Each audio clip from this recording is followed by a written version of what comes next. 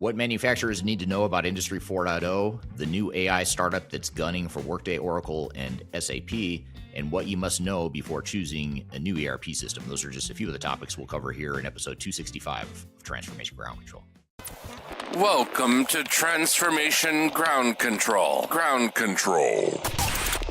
The podcast that covers everything related to digital transformation. Whether you're embarking on an ERP implementation, supply chain transformation, or any other business or digital transformation, this podcast is for you. 3, 2, 1. Ground control is a major song. Hello, and welcome to Transformation Ground Control, the podcast that covers everything related to digital transformation, including people, process, technology, and strategy. This is the tech-agnostic view of the world of digital transformation. We feature new episodes every Wednesday at transformationgroundcontrol.com. The show is sponsored by Third Stage Consulting Group, which is an independent and tech-agnostic consulting firm that helps clients throughout the world with their digital transformation journeys, including software selection, planning, and implementation. And my name is Eric Kimberling. I'm the CEO of Third Stage Consulting. So thanks for being here today. And joining me, as always, is our co-host, Darian Chwialkowski. Darian, thanks for being here again today. Yeah, of course. I'm excited for another episode. Yes, this will be fun. There's a lot of cool stuff. I'm really excited for some of the newsworthy topics and our guests that we're going to have today. But before we get to that, we're going to get into some social media questions to start the episode. We'll get into a discussion around an AI startup that's focused on going after Workday, Oracle, and SAP. And we'll also talk about how AlixPartners predicts that AI will trigger a $500 billion collapse. So that's the bad news that we're going to talk about here today. And then later in the show, we'll have Jeff Winter on the show, who's an Industry 4.0 and manufacturing thought leader in the space. He's one of the best known manufacturing and Industry 4.0 guys that are out there. He's going to be on the show. We're going to talk about what manufacturers need to know about Industry 4.0. And then later, after Jeff's on the show, we'll also talk about what you must know before choosing a new ERP system. So before we jump into our guests and all the other stuff we're going to get to, though, Darian, what are some of the questions we've received here recently on social media? Yeah, a couple of good questions here today. Starting with one, Eric, obviously, one thing that you said recently on LinkedIn was the most common reason organizations give for evaluating for ERP is because our vendor is discontinuing our old software. And with that, the question that we got is, if the vendor is really sunsetting your system, what choice do you actually have? Is it realistic to expect leadership to define transformational business objectives when they're held hostage? That's a good question. And a lot of companies are held hostage, or they feel like they're being held hostage. And I'd say, I'd give you a two-part answer, and I'd summarize it by saying it's not fair, but I mean, it's not fair to expect it, but I would still expect an organization to come up with a better strategy than just we are being held hostage and we have to upgrade. That's a reason, but it's not a good reason to make the move. I think if you don't have any clarity beyond that, you just aren't going to have the direction and the focus that the project needs to be successful. And that's why so many failures are happening right now. Failures have always been a problem in this industry, but the failure rate is actually increasing for ERP and digital transformation projects, largely because so many organizations are just doing this because they feel like they have to. And that's, I hate to say it, but it's a terrible reason to do it.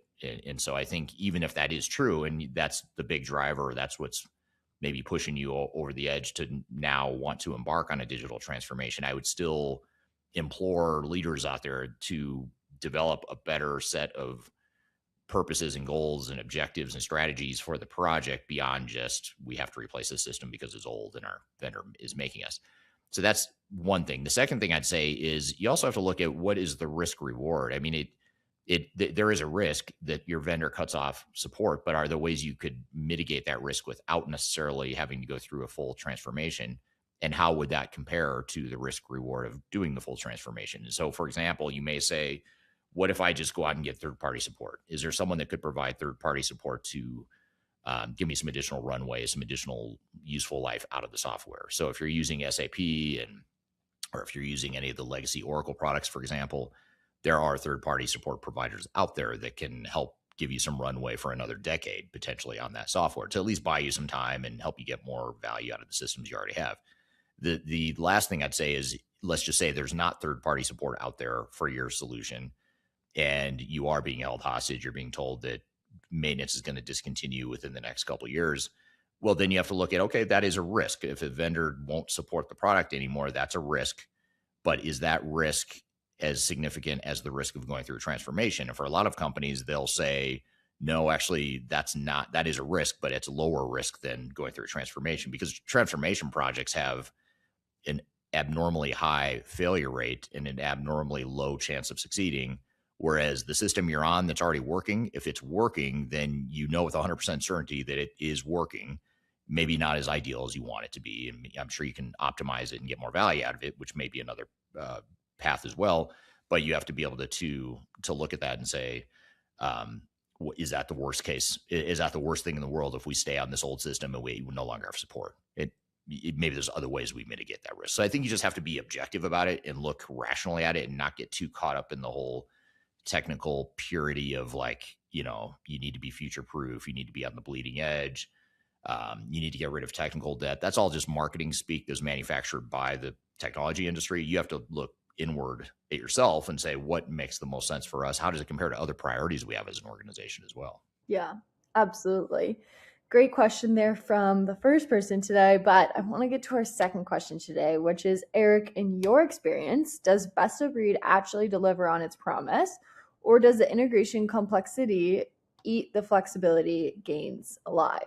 I think it depends on who you ask. If you ask the technologists that are out there, the IT types, I think they'd say the complexity is larger than the benefit of the flexibility. And that makes sense from a technical perspective. And it's probably true in most cases from a technical perspective. It's a lot easier to manage a single system in a perfect world if you can, rather than trying to patch together 5 or 7 different systems or whatever the number is.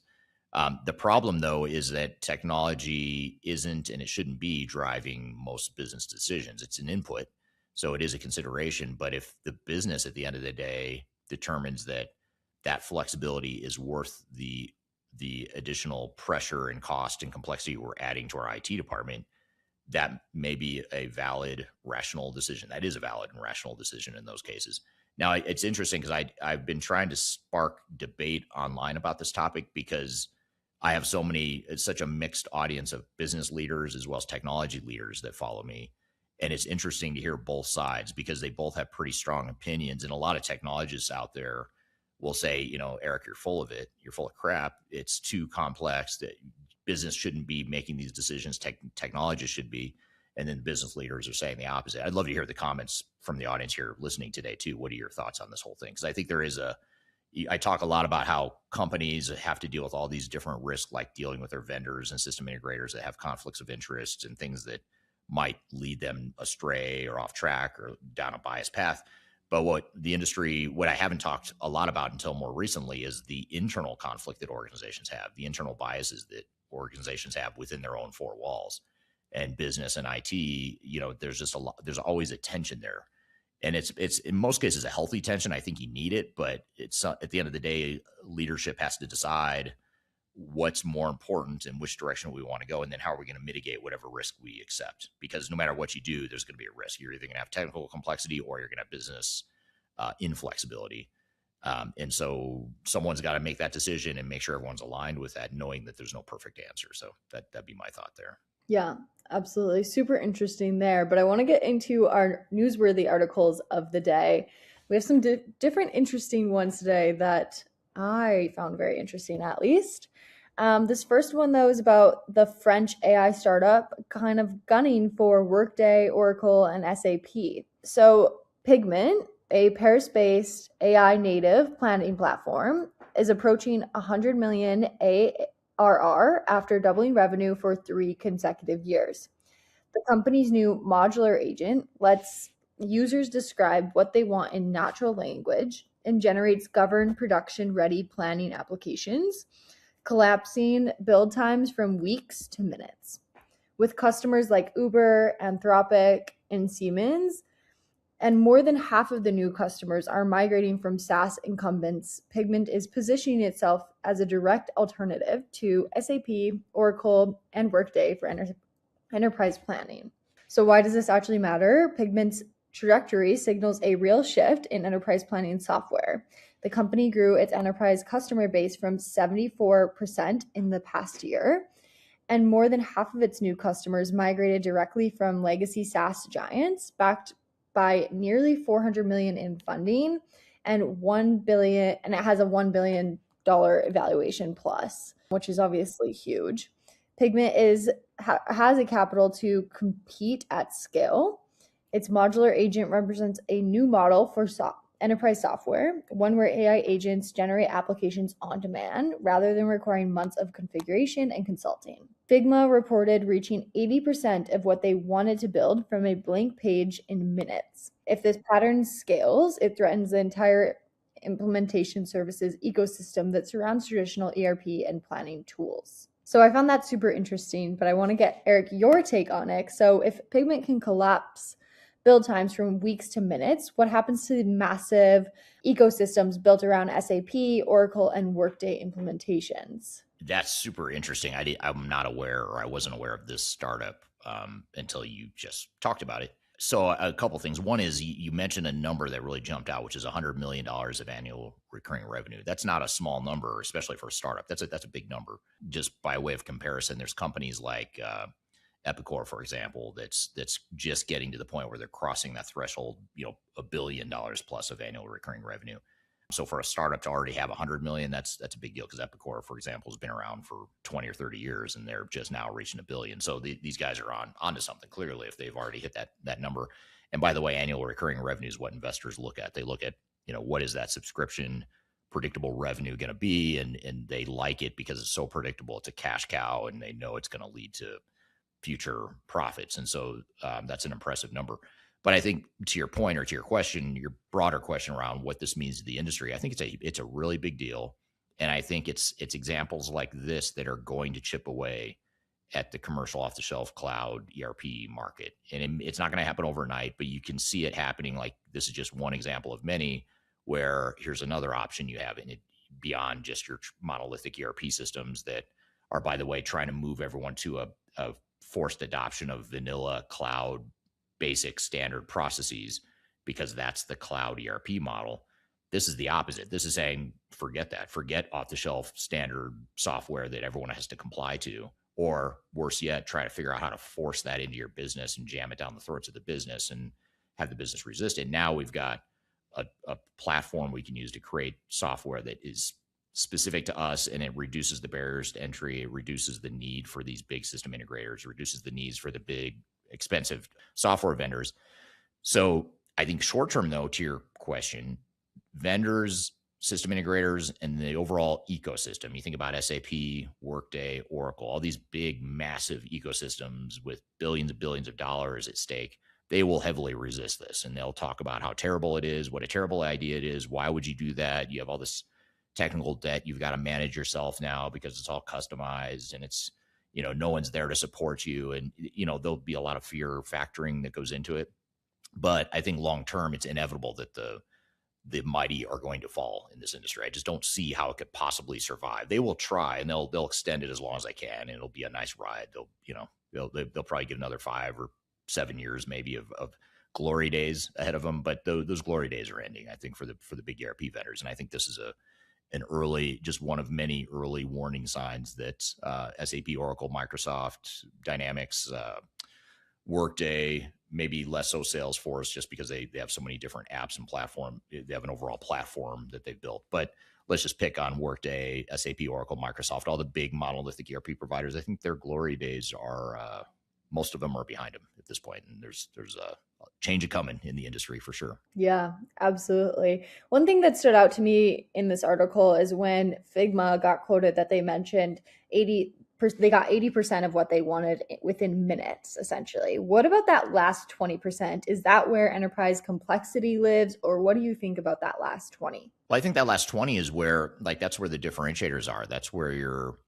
competitive advantages are. That's where you start to build some barriers to entry for your competition, to make it harder for your competition to replicate. So that's why I like this so much, what they're talking about, because the 80% that's, let's call it not non-value add, but non-competitive building, it's not your competitive advantage. Why spend a lot of time and money implementing a really complex cloud ERP system when you could just go build something that automatically does what you need it to do, exactly how you need it to do? And then you can really focus on fine tuning that last 20%.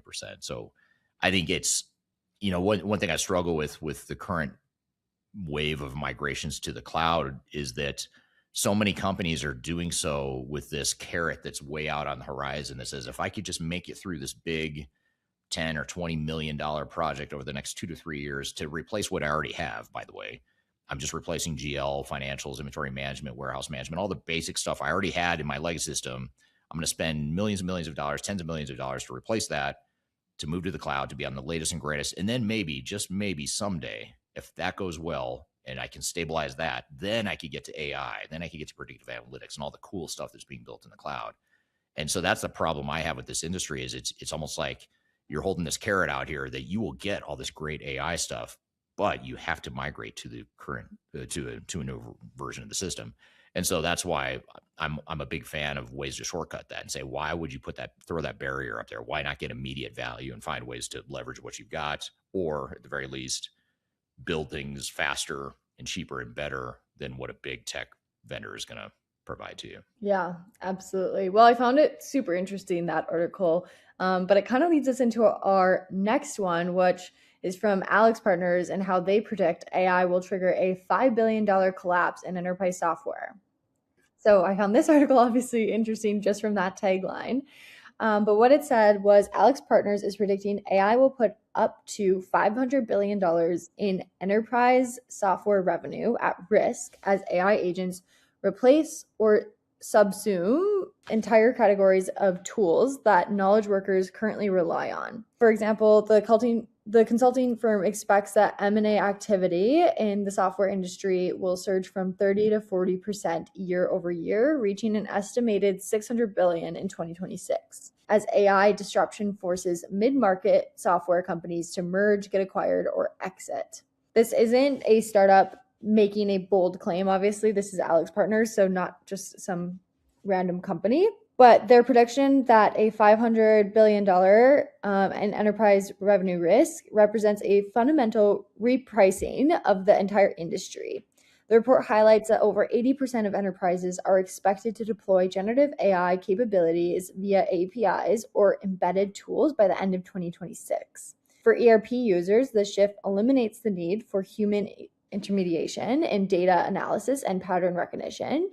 Users interact with business data through natural language queries. The report also introduces the concept of trust as a product, identity, privacy, safety, audit, and interoperability capabilities that will become table stakes for enterprise AI adoption. The last thing I want to mention with this article is the enterprise software industry is entering a period of consolidation and repricing driven by AI, with the mid-market vendors at the most risk, and M&A expected to be the primary mechanisms for the industry to restructure itself around AI native capabilities. So, Eric, with this, if M&A surges to $600 billion in 2026, who are the buyers and who are the targets? Are SAP and Oracle on a shopping spree, or are there new players rolling up in the mid-market, in your opinion? That's a great question. And I don't know. I mean, I could see either one happening, honestly. I mean, I could see on one hand,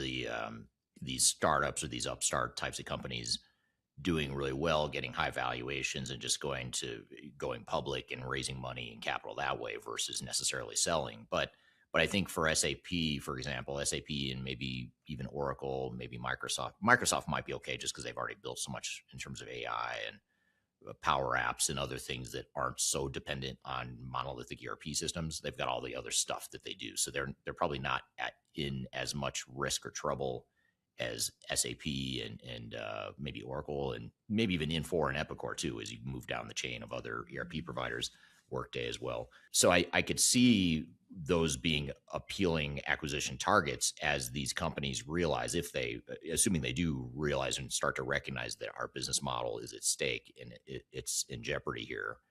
And the only way we could either resist it, to your earlier point in the podcast about, do we resist it and try to protect our turf, or do we embrace it and say this is happening either way, so let's be part of it, let's go acquire a company? Or what I think is probably more likely, though, is I think they're probably more likely to try and build something like that themselves, but I think they'll probably respond too slowly if I had to predict what'll happen. I think SAP in particular is just such a big, massive incumbent organization with just enough hubris and arrogance that I think they're going to miss the whole thing.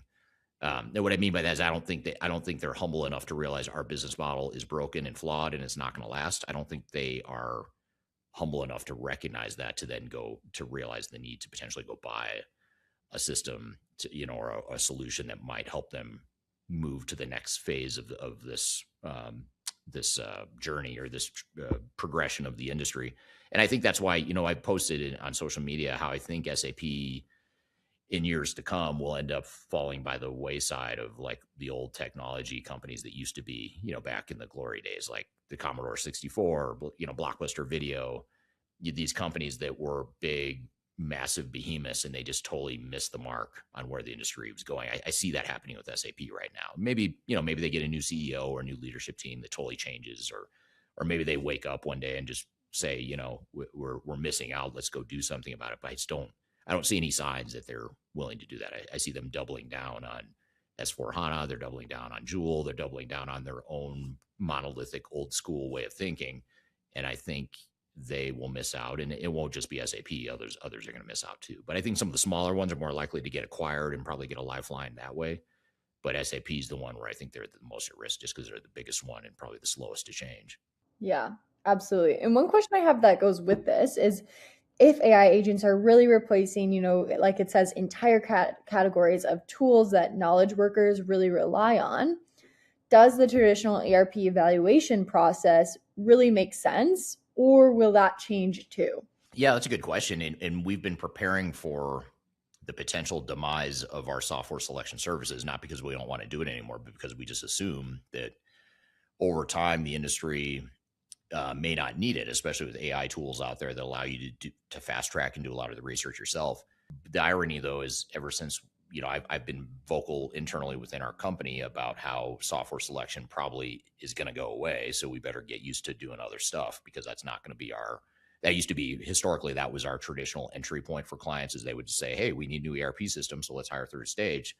And then third stage helps them select software, and then we end up getting the bigger project to help them implement, doing the PMO and the change management, all that stuff that we do. Still our business model, but I've been preparing the team, like, don't plan on software selections feeding that business in the future. We've got to figure out how to go find it outside of software selection engagements. But since I've started saying that, the irony is we've actually started getting this huge influx of software selection business, which is weird because I wasn't expecting it, but also because what I'm realizing is there's so many options now that I think companies are getting confused, that they have all these different directions they can go, that it's almost more overwhelming now than it's ever been. So they need more selection help. So I didn't see that coming, but that seems to be what's happening, at least right now in our world at Third Stage Consulting. So yeah, I don't know. I don't know what's going to happen to software selection. If you would ask me this a year or two ago, I would have said it's probably going to go away completely. But now I'm second guessing that because we're seeing the opposite. So I do still think it might go away eventually, especially as companies get more savvy and realize that they can take more control and ownership, to where they focus more on, let's not go do this long drawn out expanded search for software off the shelf when maybe we build it ourselves, or maybe we take more of an incremental approach rather than a big massive ERP implementation. I mean, there's just so many different directions companies may go. So your guess is as good as mine, but I have very conflicting opinions on that. Yeah, absolutely. Well, super interesting topics today, but I am excited to get into our conversation about Industry 4.0. Yeah, it's a topic we covered a few weeks ago, and I did a general high-level discussion around Industry 4.0, so this will be a nice follow-up to that, to where now we actually have a guest who specializes in this area that's going to be with us. His name is Jeff Winters. He's a very well-known thought leader in the manufacturing and Industry 4.0 space. We're going to have him on the show. And then later in the show, we're also going to talk about the things you need to know about selecting ERP software. And speaking of which, you were just asking me about that. So we're going to cover that as well later in the show. So be sure to stick around. We've got a lot more to cover. We'll be back with more Transformation Ground Control. I met her in a club down in Old Soho, where you drink champagne and it tastes like Coca-Cola. C-O-L-A. If you're leading a digital transformation or ERP initiative and you want to avoid the costly mistakes that most organizations make, that's where Third Stage Consulting comes in. We are an independent and technology advisory firm, meaning that we don't sell software, we don't take commissions from vendors. Our only job is to protect your interests and be on your side.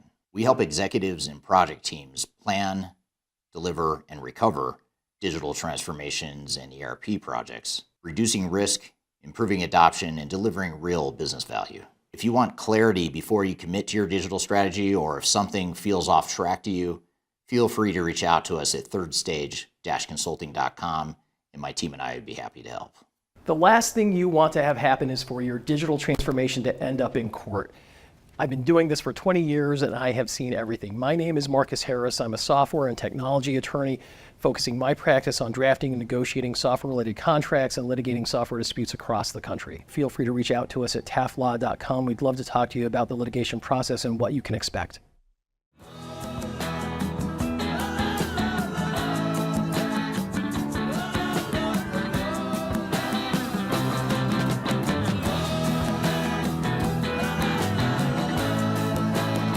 Hello, welcome back to Transformation Ground Control, episode number 265. My name is Eric Kimberling here with Darian Chwialkowski. You can find new episodes of this show every Wednesday at transformationgroundcontrol.com. And this is the podcast that covers everything related to digital strategy, people, process, and technology.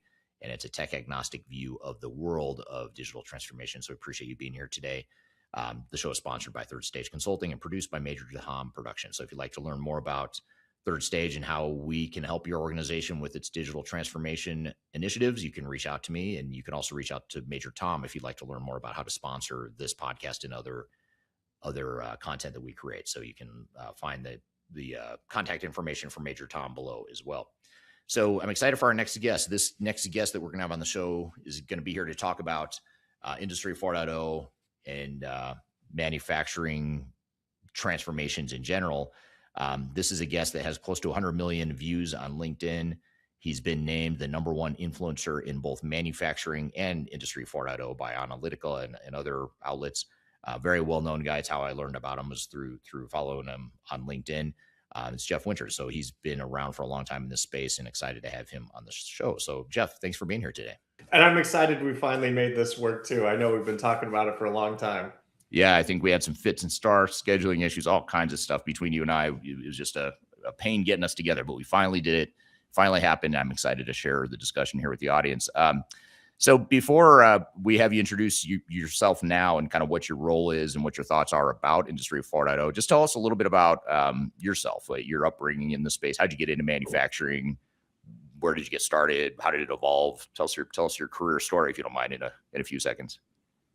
Sure. I guess a little over 20 years in the industry, kind of grew up in technology, graduated electrical engineering technology, but immediately went into sales because I like dealing with lots of different people and working with lots of different environments. I've been in manufacturing my whole career, just to kind of state that. But what I've done is different parts of in the manufacturing process. I worked for hardware manufacturers, helping with equipment. Then I moved to system integrators, helping with doing projects and transformations. Then I worked for software companies. And so I've had a wide variety of exposure all to the same industry from different lenses. Plus I've had different roles. I'd say most of my career has been in sales. Then I went into marketing and realized I have a better skill and passion for communicating to many rather than one-to-one.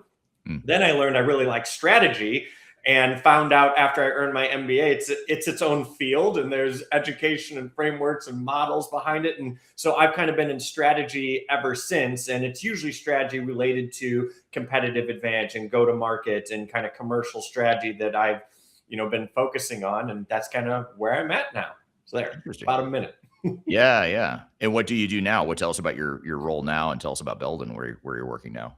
Yeah, so I'm about 4 weeks into a new role with Belden, and my title is Vice President of Commercial Strategy. And I was brought in because they're like 123-ish year old company that's kind of grown up making cable, wires, connectors, that sort of stuff. That's what they're kind of known for. They've expanded since then, have a pretty large portfolio.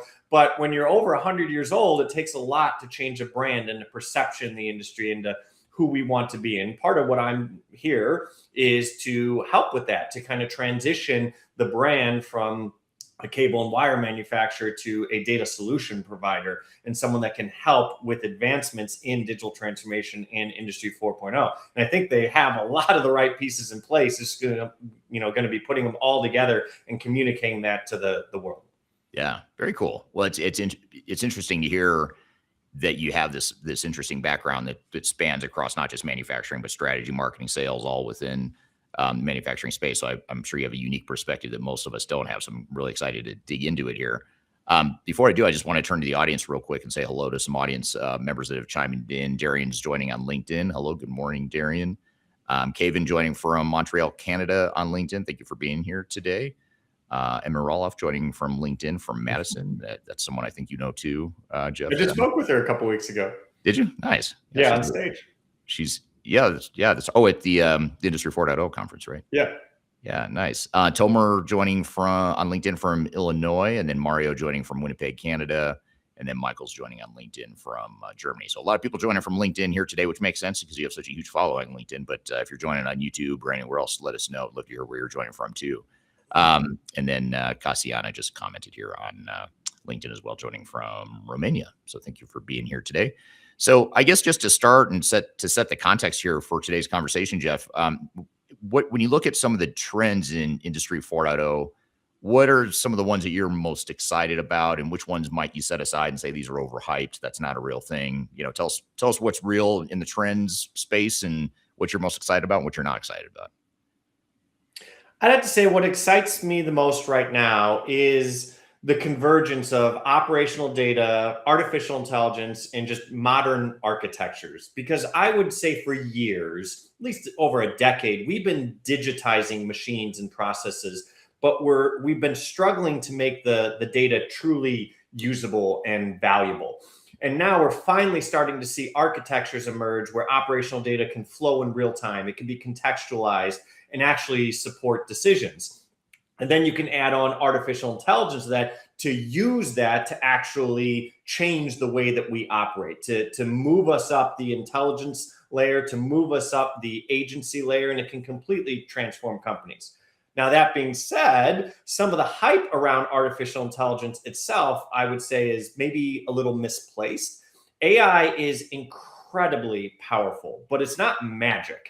And so if the underlying operational data is fragmented, poorly structured, or disconnected from the real work on the plant floor, which is what generates most of the data and would use it in the end, AI is just amplifying the weaknesses that are already there. And so the real breakthrough is not a new model. It's really an operating system, a new operating system for the factory of the future, meaning that the data, the architecture, and the workflows allow intelligence to be applied continuously everywhere.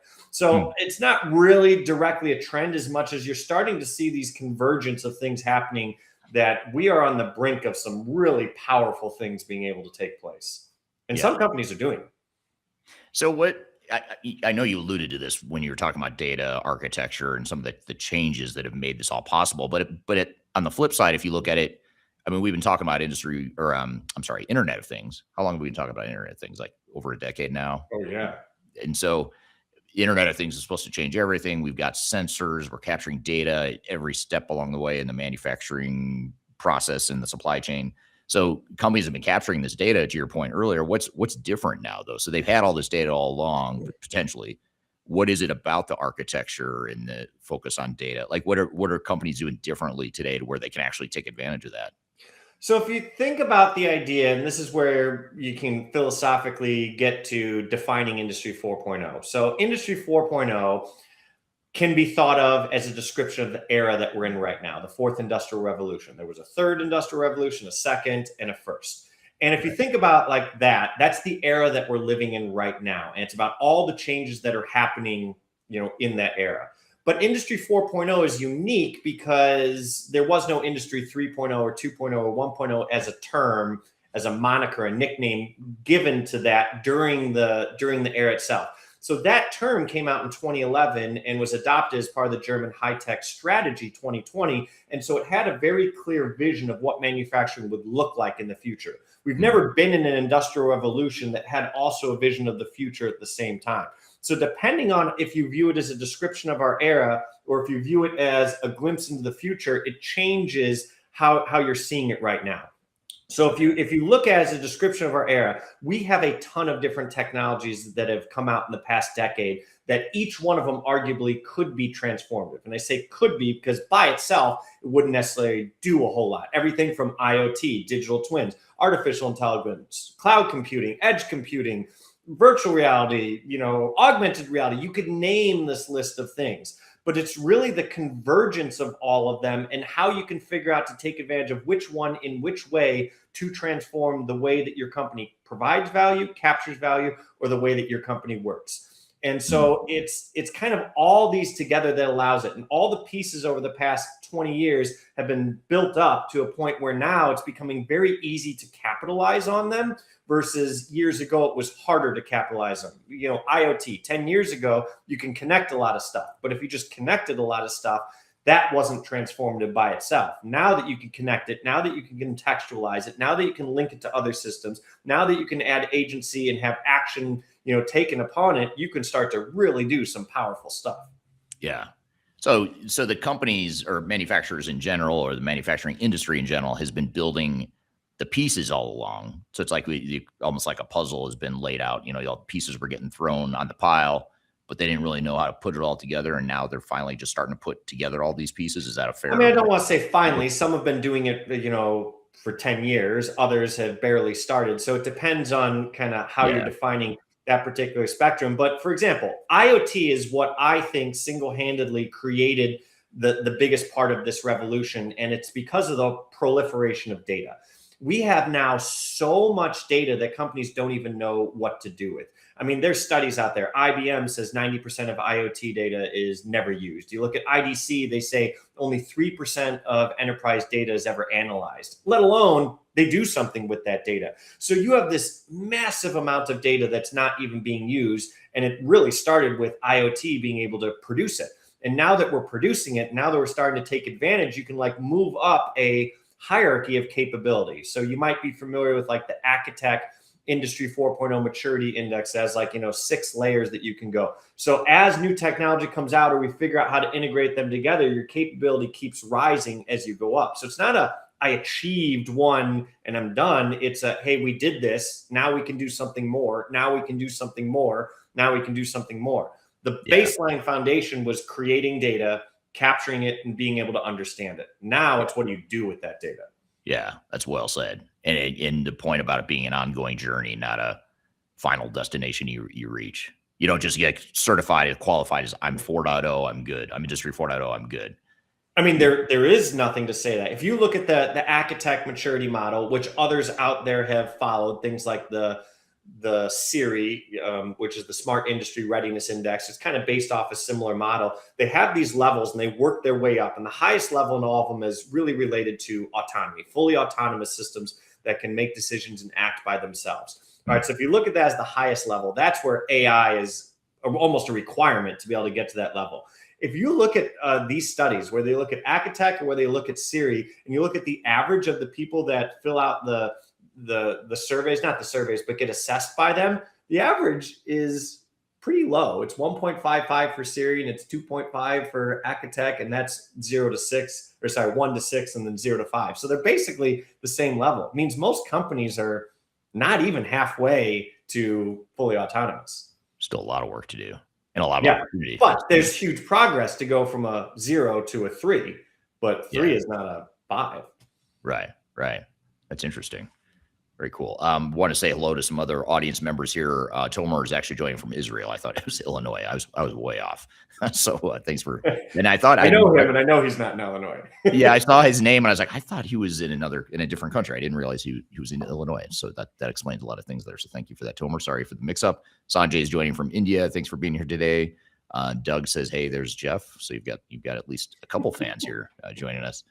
And then Tomer says, the question is whether we haven't been on the verge of technological business change for 15 years from the definition of the revolution 4.0. And it's kind of what you're saying is we've been doing this. It wasn't like we just shifted over to now we're in industry 4.0. The pieces were getting laid and organizations were moving along towards that path. Well, this is where you also start to differentiate between how we define transformation. So let's also take a step back. An industrial revolution is a change in the entire industry, not the change in any one company. And a lot of people get that confused. You can have a company, let's say, achieve a level 5 or level 6 on those scales in every single category, and they are the most advanced company in the world. But if the other 99.99999% of companies don't achieve that, then the industry didn't transform. So this is the difference between an industrial revolution is when enough companies change. And so as enough of them change, the whole industry as a whole changes. So we have to separate out the industry movement versus individual companies movement. So if you look at that, there are some companies that are doing fantastic, unbelievable, futuristic things. They are in the minority. And this is where you look at it and go, there are some companies that even say in 2026, oh, we haven't done Industry 3.0 yet. Well, if you're still around in 2026, you survived the third industrial revolution. You may not have changed a thing, but you survived it. You're still here. A lot of companies went out of business. So the amount of necessity for what your company needs to do to barely get by is different in your industry, your company, and whatever your goals are. But the fourth industrial revolution, Industry 4.0, is changing the way that companies have to strategize, invest in what they have to build. So I would argue any company you have today versus any company you have 15 years ago, they are doing stuff differently. And a lot of it is a pretty big difference. Now, is it to the level of the German high-tech strategy vision that was, the picture that was painted? No, but they are doing things massively different than they were doing 15 years ago. Right. Yeah. Yeah. It makes total sense. Colin is joining on YouTube from Singapore. Thank you for joining here today. And then Michael on LinkedIn has a question for you, Jeff. What role will knowledge graphs play in that convergence? Huge amount. So this is where, as you start to move up your levels of intelligence, as you do this, you start to understand more things of being able to identify it, being able to know what it is, being able to know what caused it, and then being able to know what it will cause as you kind of move up. And really, the only way to get to higher levels of intelligence is relational understanding. Otherwise, just a standard database won't give you that relationship. It may give you a hierarchy, but it won't let you know what is related to what. And as you're trying to build an intelligent factory, a truly intelligent factory, you need to understand it's not a database, it's a system. And these systems are complex. I mean, you have to think. Material goes into assets. Assets are constrained by maintenance. Quality issues propagate across lots, and decisions that are made over there impact stuff that's made over there. That's not captured in a traditional database. Really, you have to use knowledge graphs in order to capture all these relationships, and then use the knowledge models to what you apply the AI onto, so you can better understand how AI decisions will propagate across all those systems, rather than just optimizing an isolated use case. Yeah. Yeah. Very cool. So I'm going to ask you a question about what organizations are getting wrong when they start their digital or smart factory journey. But before I get to that, though, do you mind just giving us a quick intro / 101 crash course on what is a smart factory? How do you simplify that, or just summarize what a smart factory is? Well, this is where there is no universal definition for it, just like Industry 4.0. Industry 4.0, I like to generally describe as a description of our era. It's more about the revolution that is occurring across all companies, not any individual company. Smart manufacturing, or the intelligent factory, or intelligent manufacturing, or you can kind of pick whatever you want to call it, is more of a smaller view of a description of the capability gained within the function of manufacturing, as opposed to Industry 4.0 can apply outside of manufacturing as an industry, or outside of it as a function. It can apply to supply chain. It can apply to engineering. It can apply to things that don't, directly relate to the actual production of what you're making. Okay. So this, once again, there is no universal definition for it. There's probably 10 different ones depending on what you want to do. There are IEC standards and ISO standards that attempt to define it. There are government agencies that attempt to define it. But I view it as oversimplified as smart manufacturing is your ability to have information in real time as to what is going on everywhere across your production so that you are able to make decisions faster against that particular data. It's being able to take your decision latency, the amount of time it takes you to identify, to be able to interpret, agree, and act, and take that and shorten it as short as possible. In order to do that requires a bunch of technology, a bunch of changes in processes, different roles. It changes a lot. So now you end up having an intelligent factory at the end where your decision latency is almost zero from when things go wrong or when things go right. Interesting. So what is it that you see manufacturers most commonly getting wrong when they start on this journey or on this path toward smart factory? Great segue. And part of it is because that's a high level, I'll call it inspirational definition, but it doesn't provide any clarity of purpose. So this is where I'd say there's really three interrelated ideas that would make it here. The first is clarity of purpose. The second is everything being labeled transformation. And third is transformation being treated like a project. So starting with clarity of purpose, it's really hard for companies and leaders to describe what their factory looks like at the end of any sort of transformation journey. Smart manufacturing. Hey, we're building a smart factory. I'd say poor companies have no answer, like not companies that aren't doing it well. Good companies can explain the new capabilities that are gained at the end, but they can't actually describe how those capabilities translate into a new way of working, how the factory is different than when it was before. That includes everything from operating models to processes to roles. They're just describing we have a new capability that our factory can do. But when I challenge to go, great, how does that capability change the way that you manufacture? And it becomes really hard to answer. I mean, I've done this just within the past 2 weeks where I ask companies and to go, great, so you have a digital transformation journey within your manufacturing. You're trying to build an intelligent factory at the end. Describe what that factory looks like once it's all done. Tell me what it looks like. How are things different? That is very difficult for companies to articulate and agree upon. And it gets back to they have a definition at a high level, which everyone agrees and nods, but they don't know how to take that down into all the decisions that have to be made on a daily basis so that we're all working towards the same thing. The second is everything gets labeled transformation.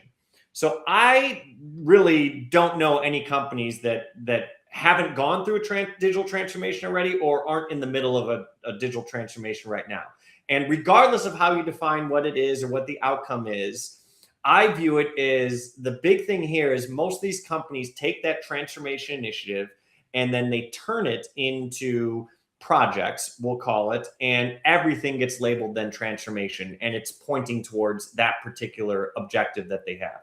And I view it as that's a huge issue. It's a huge issue for a couple of reasons. One, you might find out, I was dealing with one company that had a digital transformation initiative, and it was comprised of over 860 some projects, and realized like 80% of them weren't transformative. They were just modernization, optimization, just basic foundational projects that need to be done. But if you grade all 860 as a transformation, you're going to grade them wrong. You're not going to get the success that you want, and it won't lead to the transformation that you really need.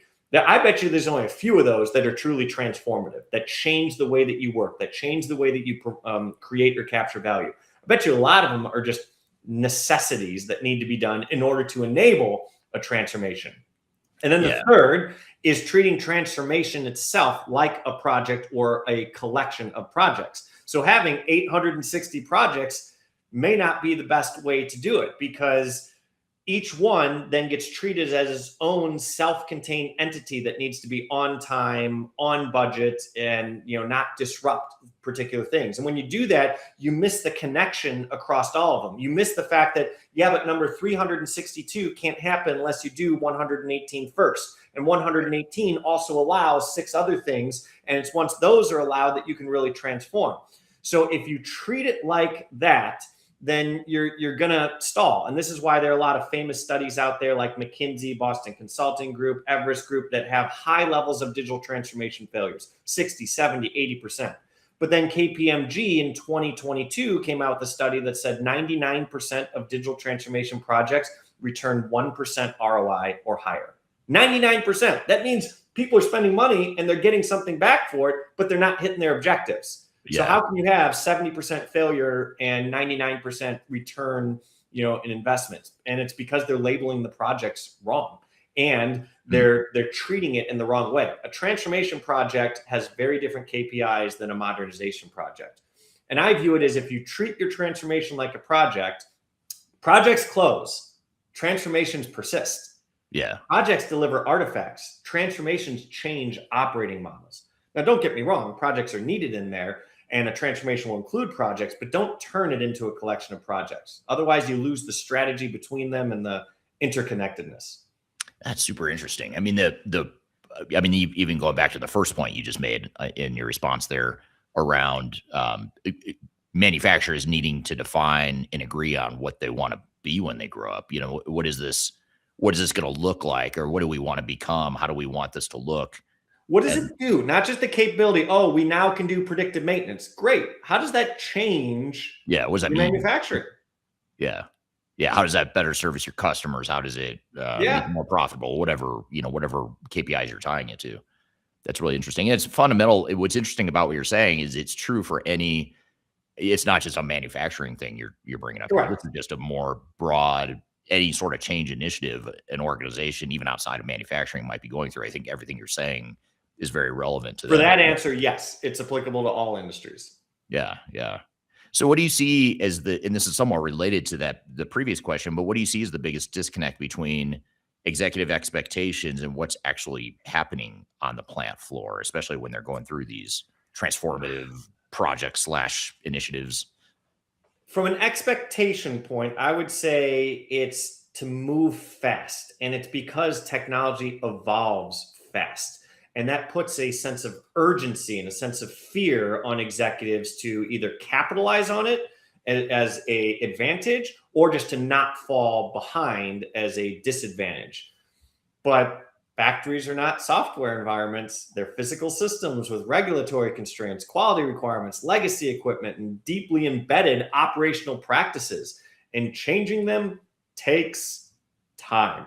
And so the disconnect often comes from leaders expecting rapid, visible progress while the plant floor is dealing with data integration, process redesign, training, cultural change, which are the real work of transformation. So that would be the biggest one, is the speed. And the second is the vagueness of how to use technology. And I'm going to use AI specifically. I don't know of a single executive out there that isn't telling their team to figure out how and where to use AI. Yeah. Just figure it out. They know how to actually give guidance on what specifically to do with it and what they're attempting to get out of it. So now you have pressure to use a technology with no real intended purpose. Right. Why are we using it? Right. Yeah, that's super interesting. I mean, it's your comment about AI and the executives that are just throwing out this, let's go pursue AI. It gets back to the previous points you're making, which is, okay, AI is great. All this technological stuff you've talked about so far is great, but why? Why are you doing it? Not because it's not a good idea, but help understand or help articulate why you want to do this and how it's going to improve your business, your customer experience, your employee experience, whatever it is, whatever objectives you're trying to accomplish. And with that, I'll add, it was interesting. This was about 2 years ago when I did this more, when generative AI was super new and interesting, is I met with quite a few executives of manufacturers, and I learned real quickly that they had a facade of understanding AI, but no real deep understanding. Now, I don't need executives to have a in-depth technical understanding, but they do need to understand just enough to know what it can do. Because here's a test I gave one particular manufacturer with the CEO and his direct reports, so the highest level of a $10 billion manufacturer. And I used a hypothetical, and I basically said, okay, let's assume we had a ChatGPT for your company, and all the company's data was perfectly integrated, perfectly contextualized. All the collective knowledge and experience of the company was at your fingertips in this new generative AI, interface, ChatGPT for your company. What would you ask it? And I gave them as an exercise to go, give me the 3 questions that you would ask it. And I did that. And then the next day we came back and we reviewed the answers. And what I basically found is this exposed that they don't really understand the technology. And if they don't understand the technology, how are they going to be able to guide their teams? Roughly 50%-ish of the answers that they picked out of there were things that had nothing to do with generative AI. They were basic classical machine learning that we've been able to do for like 10, 15 years. Like, if that's what you're using it for, there's nothing generative about that except a prettier interface. The actual meat behind it is machine learning. We've been able to do that for years. There was about 25% that was like a perfect use case. I'm like, this is a great example of how you should be using it. And 25% were just completely wrong. They either exposed ethical boundaries, not intentional, but just not what you should be using it for, or a complete misunderstanding of like, that's not possible today. Maybe one day in the very far future, but like that can't work. And so then you think about it, like 25% were like good use cases that these executives would actually use it for. How good do you think their AI strategy is going to be if that's their understanding of what generative AI can do? Yeah. I would think the industry can do better than that, better than the 25%. I'm here with Jeff Winter. We're talking about Industry 4.0 and everything that manufacturers need to know about it. We've got a lot more to cover. We'll be back with more Transformation Ground.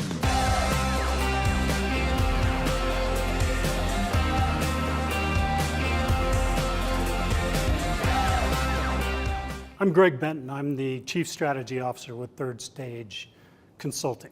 And if you are embarking on your digital transformation journey or in the middle of that journey in 2026, you're going to want to see our digital transformation report. This latest edition really dives into a lot of the key trends that we're seeing in the marketplace and the ecosystem right now. It also highlights a number of the things that are happening with AI being an important component and integral part of the ERP systems that are leading the way right now. Also, the shift toward composable and best-of-breed cloud solutions is really accelerating the decline of monolithic ERP replacement. The opportunity to download the report is found at thirdstage-consulting.com. And you'll also find other tools that will help you in the initiatives and the business planning that you're doing for 2026. Don't leave phase zero without it. Reach out today. I want to encourage you to read our Guide to Organizational Change Management. It's a free report or free guide that we published. It's one that I actually wrote that talks about best practices and lessons learned as it relates to change management. So as you know, on this podcast, we cover a lot of stuff related to the human sides of change, organizational change management, including training, communications, org design, all kinds of stuff as it relates to change management. So if you're trying to learn more about change management or you're looking for more direction and ideas on how to get started on your change management strategy and your overall journey, be sure to check out this guide. You can read it by scanning the QR code on the screen in front of you, or in the links below for this particular podcast episode. You can find a link to take you to the page that'll allow you to register to go ahead and download that and read it for free. So be sure to check it out. It's the Guide to Organizational Change Management, written by yours truly. I hope you enjoy it. Let me know what you think, and hope you enjoy the rest of this episode.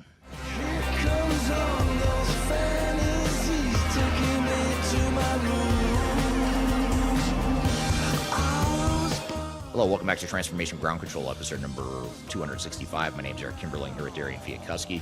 You can find new episodes of this show every Wednesday by going to transformationgroundcontrol.com. You can also see all 264 past episodes of this show at that same website. You can subscribe, listen, watch wherever you'd prefer by just going to transformationgroundcontrol.com.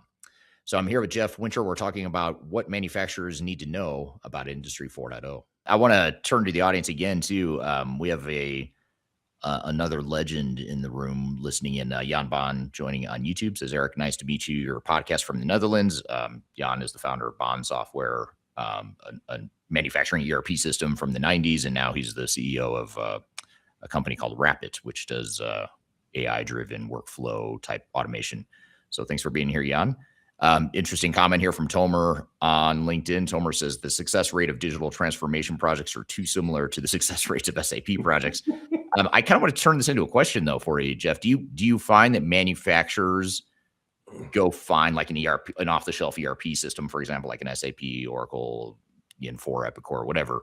Do you find that they go find the software and say, this is how we're going to become a smart factory, or this is how we're going to pursue Industry 4.0, is we're just going to go find the software and that's going to solve things for us? Or do you find companies like mixing up ERP technology initiative with true Industry 4.0 smart factory types of initiatives? Or Good question. I'd have to break it into like two parts of the answer. So once again, this gets back to why are you doing it? Is it a modernization project? Is just your ERP outdated? It doesn't meet current requirements, current standards, and you're just doing it to stay current, to stabilize?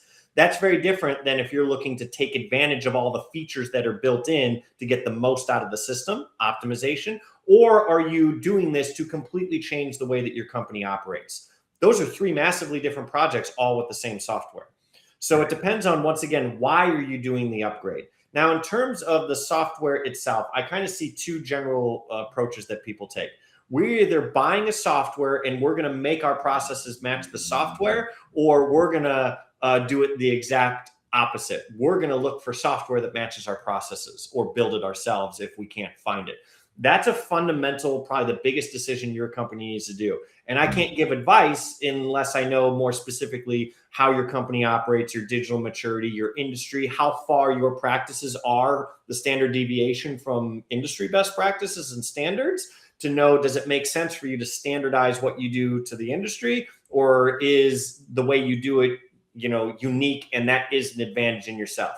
Now, from what I've seen in my experience, at least in the manufacturing industry, your ERP and your MES are the two software initiatives that are the most difficult and require the most amount of knowledge of your particular company and the way it works in order to be able to make it successful. So they're inherently going to have a higher failure rate, because you can't just implement the technology by being a technologist. You have to be functionally involved in how the company operates in order to make it succeed.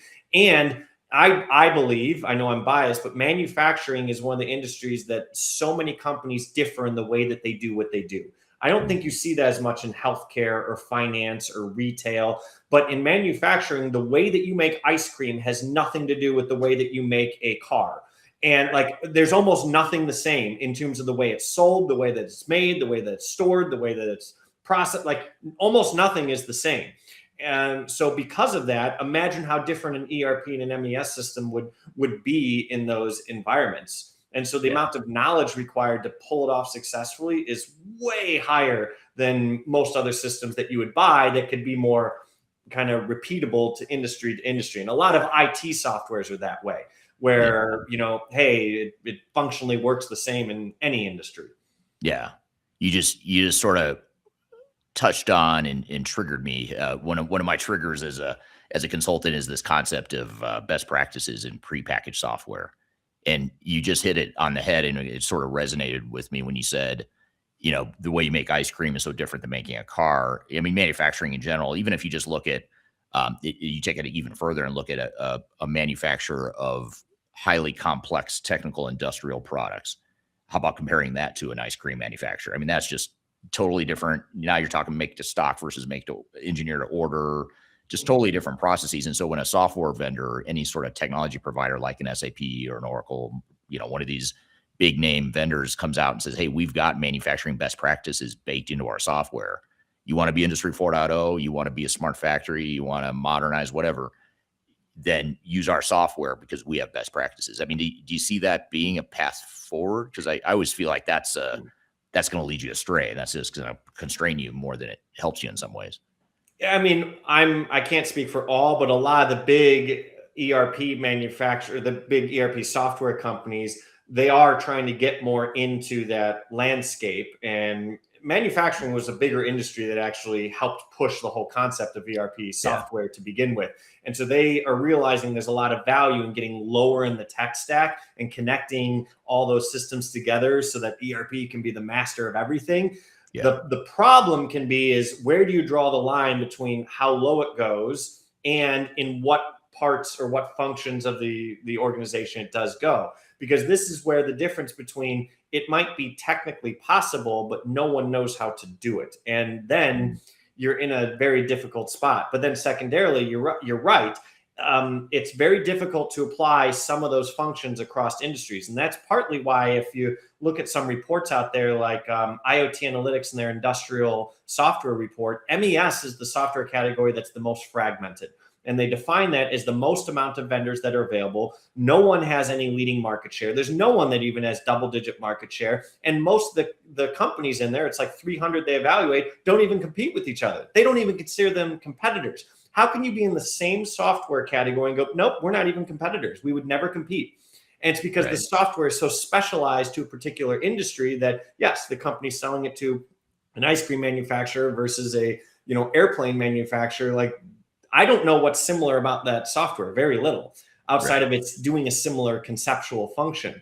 But you need the expertise to be able to make it work for your particular thing. So getting back to the ERP, it absolutely can go down the stack in certain scenarios, but it can't in others. Yeah. And someone's got to figure that out. Is it the manufacturer or the vendor? Right. Yeah, I would argue it should be the manufacturer that ultimately figures out what path makes the most sense to get you where you need to go. Here's a related, really interesting question from Christina on LinkedIn, and I'll have to read the whole question here because it won't show on the screen. But Christina says, I see a lot of folks in pharma using regulations as a shield to stay stuck in Industry 3.0.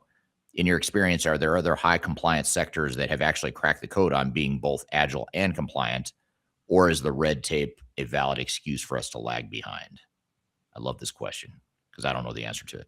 So I mean, if you look at ISPE, there's Pharma 4.0 as a framework that they've come up with, which is a modified version of the Architect specifically to pharma. I mean, this is where I would still view there is a large part of the processes and functions within I'm just going to call it the manufacturing function, all right, the actual production environment that can be upgraded to Industry 4.0 without impacting the regulatory requirements, let alone if you want to use technology to improve or speed up or make more efficient the actual compliant parts. I'm not even going to talk about that one. I'm just going to talk about all the stuff that doesn't even really relate to it.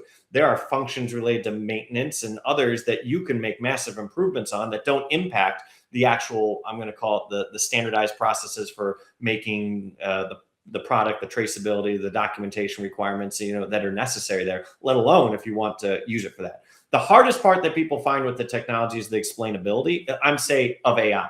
It's depending on if you're saying AI, which I'm going to carve out on its own, or all the other technologies. Good examples, digital twins are very, very easy to implement, and you can ride them above your actual processes. So now you're just getting information collection that you can use for analysis, but it's not actually controlling or impacting anything real time. If you want to use AI, same way, using it to draw insights on what's happening, or using AI to automatically control back the process. And that's a big difference. But usually the biggest thing that people run into is explainability. And that's what's stalling it more than the actual capability, is that people have a hard time explaining how they're meeting requirements and regulations using some of that technology. So starting point, there's so much out there in pharma that you can do without touching that before you even tackle that part. Yeah.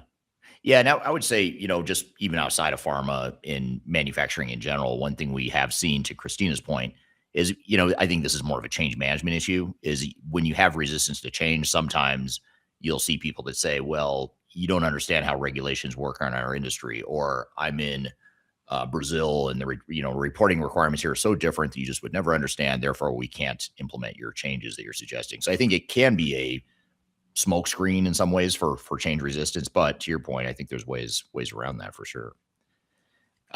Also, I want to say hello to Lean on LinkedIn, joining from Holland. And then I want to read a comment. I won't put it on the screen just because it's a longer comment, but it's a good one. This is from Nelson on LinkedIn.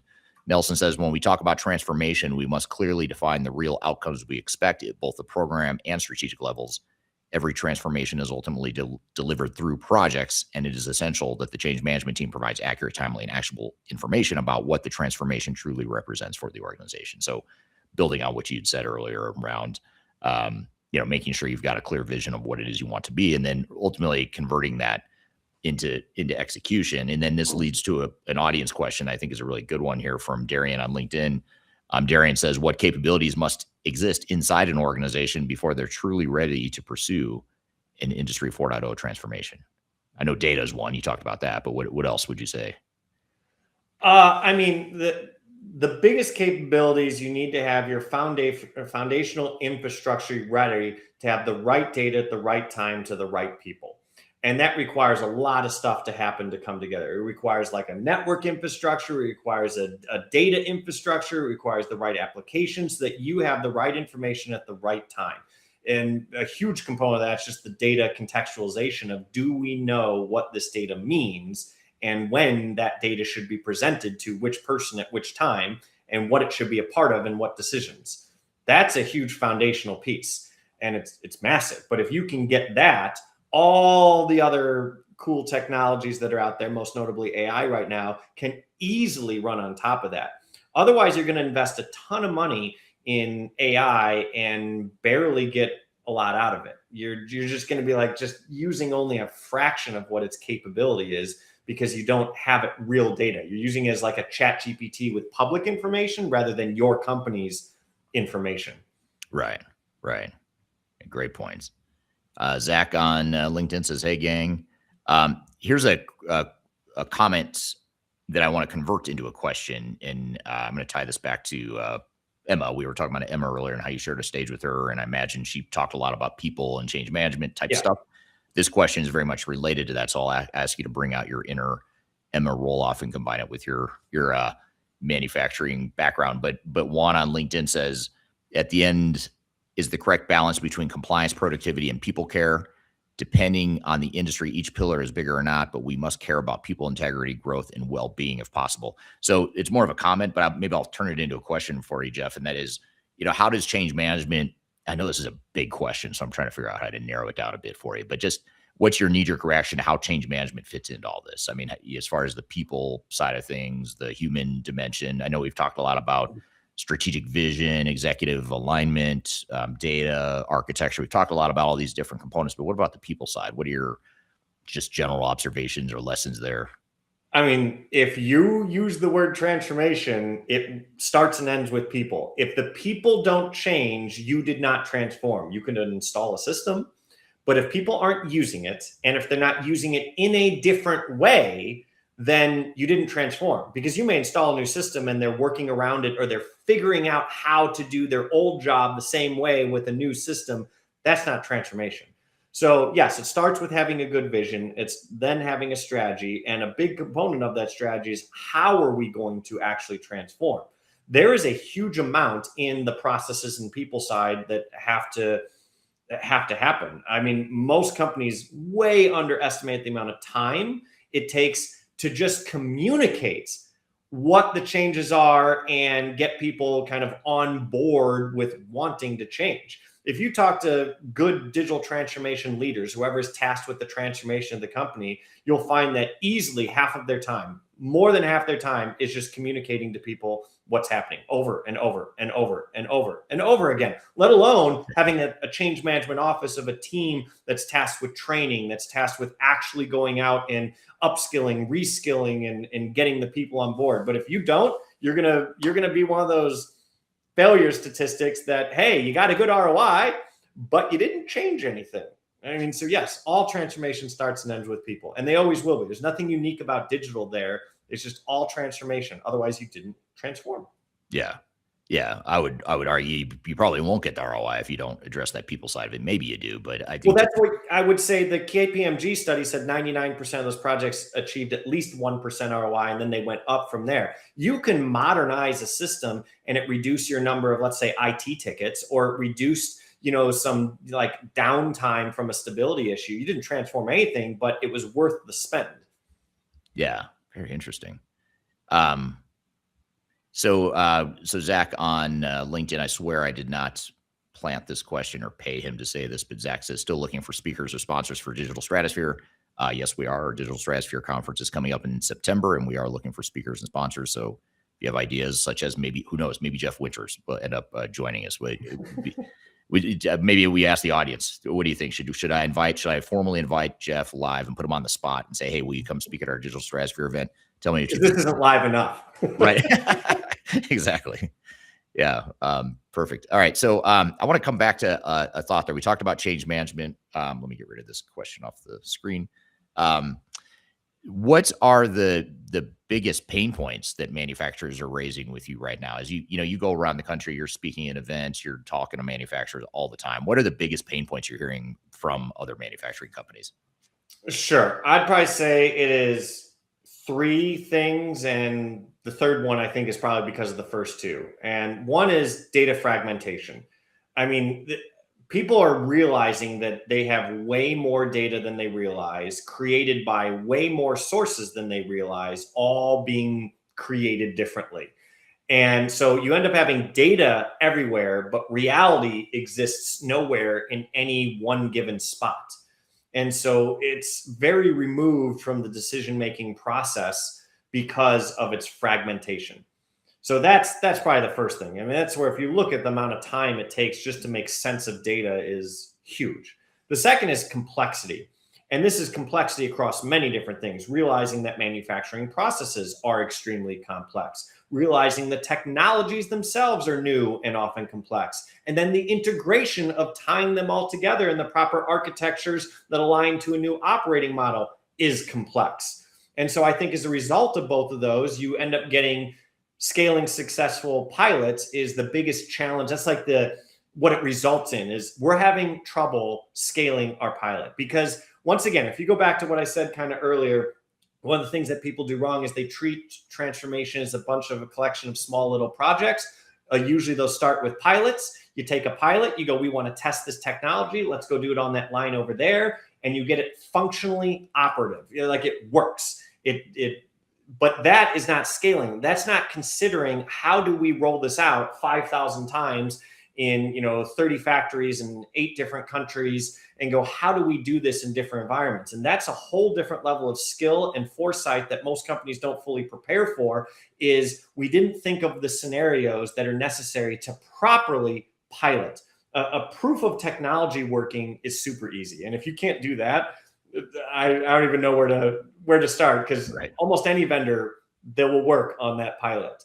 But you need someone that can help you go, yeah, but are you considering all these factors the moment you attempt to roll it out across the company? So that ends up becoming where things stall, is moving from pilot to scale. And I think it's because of complexity and data fragmentation. Yeah, very interesting. Yeah, and it brings it full circle back to one of the first things you said in this conversation, which is manufacturers have been accumulating these bits and pieces of competencies over the years. They just haven't figured out how to pull it all together until more recently. And the ones that are successful are the ones that are figuring that out. Ones that, and they invest in architecture, like enterprise architecture, governance, and standardization. So you don't end up creating hundreds of tiny custom projects and tiny custom one-offs and exceptions everywhere. And then you're doing a lot of work, but you're not getting back to transforming. Right. Ricardo on LinkedIn says, come visit Colorado, Jeff. And that is where our Digital Stratosphere event is. So we got at least one vote of someone saying that I should invite you to Stratosphere in Denver. I want to come back to, there's a couple questions here I want to get to. Here's one from Sanjay on LinkedIn. He says, how do you maintain the downsizing the capabilities for the transformation projects in change management? What do you mean downsizing the capabilities? Yeah, maybe you could restate that, Sanjay. I thought I knew what it meant, and then as I was reading, I actually don't understand what the question is either. But I'm intrigued by it, though, because you're talking about change management, downsizing. Intriguing. I thought he was talking about downsizing as a company and how do you manage, but we'll come back to that. Here's a comment from Cassiana on LinkedIn. From an ERP implementation perspective, I often see companies wanting a lot of capabilities before stabilizing their core processes.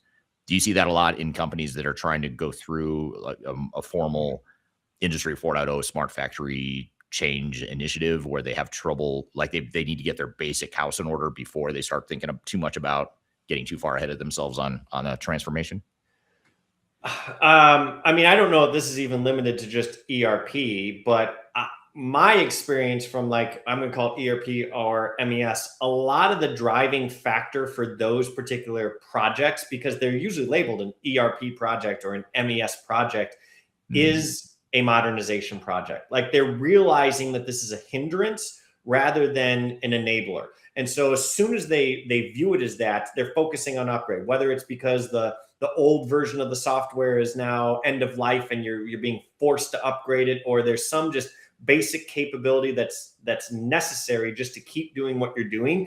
It ends up driving the upgrade into something that's stabilized.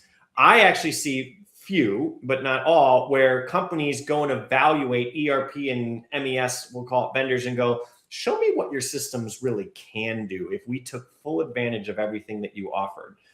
And you got to help us get there to take advantage of this. I see very few that are looking at that from a cutting edge. If you use, let's just use SAP or Oracle, it doesn't even matter from an ERP side, and use like their cutting edge offering, it could be extremely transformative. But I don't see many in their ERP upgrades doing that shift simultaneously. And that's normal. I mean, you can modernize your system first, get it functioning. Then you can start to optimize it, getting the most out of what you already have. Then you can start taking advantage of new modules, capabilities, features of that system that will completely change workflows and people's jobs to transform. But to do it all at the same time is a big undertaking. But I don't see many starting with the vision of what can your system do? And we want to work towards that over the next 8 years. Right. Yeah. And a lot of times there's hidden value there. You know, you've already invested in some cases. You've already invested in the technology. You already bought the modules in some cases.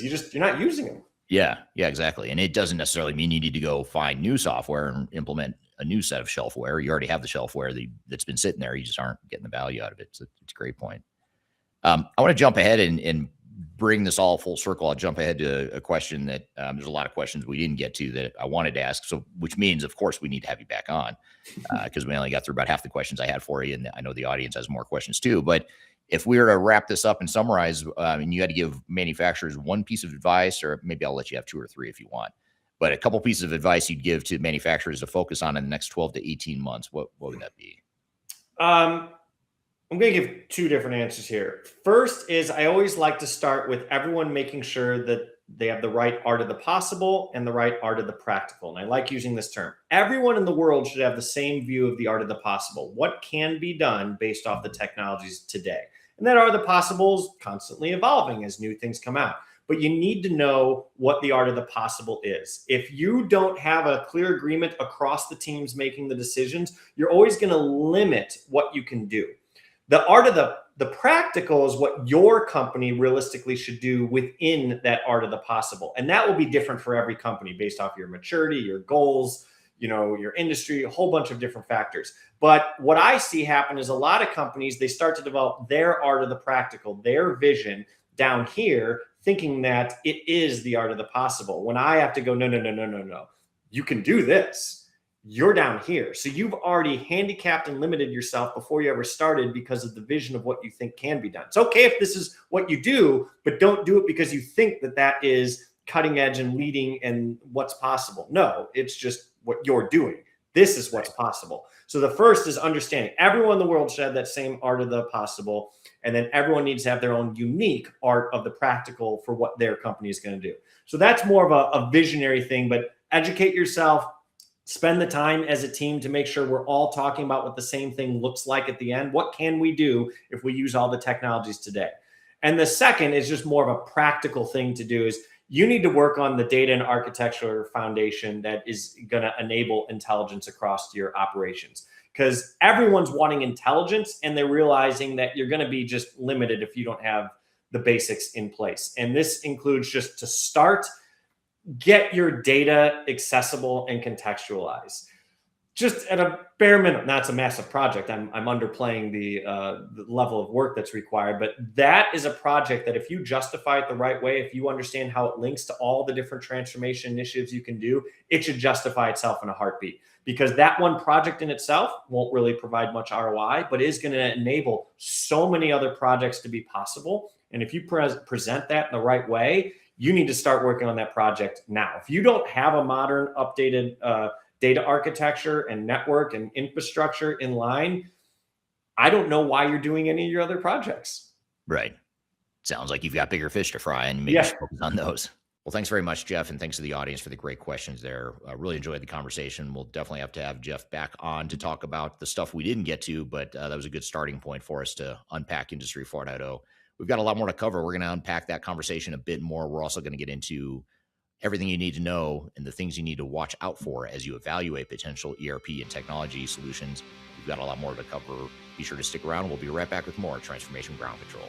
When the soul of the city was laid to rest, and the nights forgotten. If you're about to embark on the jungle of digital transformation, check out my new book, Welcome to the Jungle. It's a book that just came out in late 2025. It's my second book, and it's a book that focuses on digital transformation failure case studies and talks about the lessons and takeaways from that. It's 300 pages packed of all the lessons and things that I've learned from having been an expert witness in lawsuits related to digital transformations, and also with our team helping clients recover some of their failed projects. I've included as many lessons I could possibly fit into one book here. You can read this book. You can order it anywhere in the world in hard copy format, which is this format here. You can get it in paperback. You can also get it electronically as well. Scan the QR code right here or go to the links below for your copy. Hope you enjoy it. Let me know what you think. Are you looking for ways to promote your product or service to enterprise technology decision makers and influencers throughout the world, like the ones who listen to this podcast? Major Tom Productions creates media, events, and influencer marketing for B2B technology providers.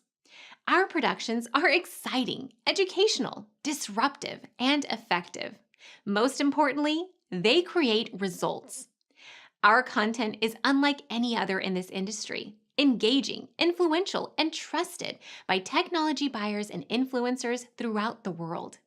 Each month, our productions reach hundreds of thousands of targeted buyers and decision makers who trust and engage with our honest and tech-agnostic content.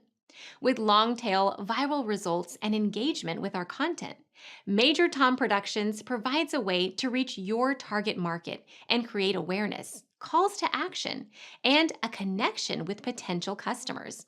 So, collaborate with us today. Learn how we can feature your product or service on podcasts such as Transformation Ground Control, Journey to S/4HANA, and Journey to Dynamics 365. We can also feature your brand on our YouTube channel called Digital Transformation with Eric Kimberling, which boasts over 100,000 subscribers and over 2 million video views per year.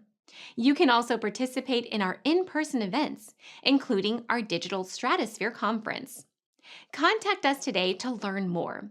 We can tailor a marketing campaign that works for you. We look forward to helping more people learn more about and become engaged with your brand.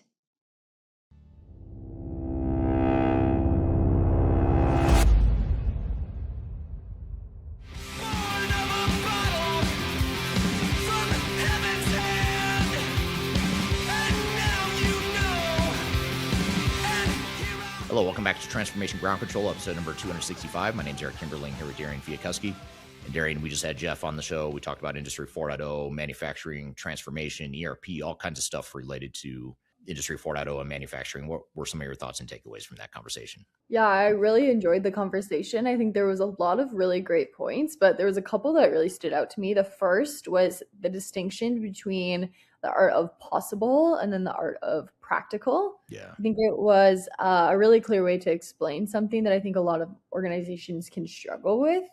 And with that, Eric, one question I have for you for that specifically is, from your experience working with companies across industries, where do you most often see the gap between the art of possible and what leaderships believe is possible?